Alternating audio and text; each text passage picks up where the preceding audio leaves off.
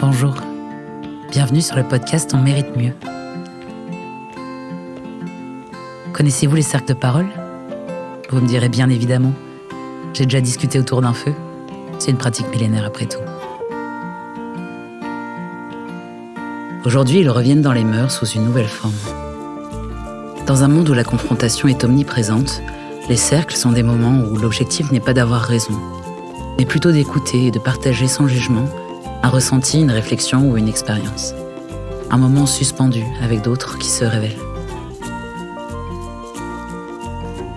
Ce podcast est la captation de témoignages partagés lors de cercles de parole On mérite mieux, septembre à décembre 2023. 10 personnes y ont participé. Elles sont volontaires, curieuses et ont envie d'une société plus égalitaire. Elles et ils ont accepté de se livrer sur 3 thématiques. L'impact du patriarcat dans leur vie, le féminisme et leur rapport de légitimité face à ce mouvement, et enfin leur dissonance personnelle. Marion et Vincent, animateuristes de cercle, ont pensé et orchestré ces temps de partage. Ils ont structuré cette expérience en 3 cycles, composés chacun d'un cercle de parole non mixte, c'est-à-dire entre femmes ou entre hommes, puis d'un cercle mixte.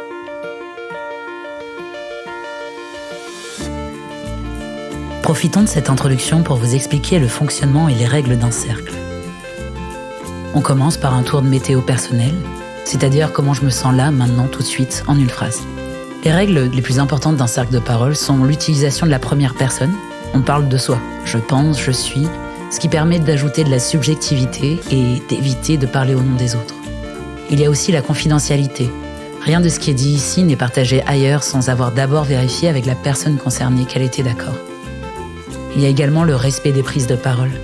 La personne avec le bâton de parole ne peut pas être interrompue. Quand elle a fini, elle le signale à tous en le reposant et en précisant « j'ai parlé ».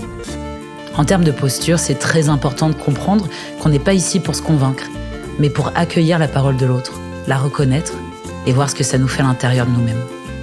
C'est pas une discussion, pas un débat, c'est juste un moment de partage.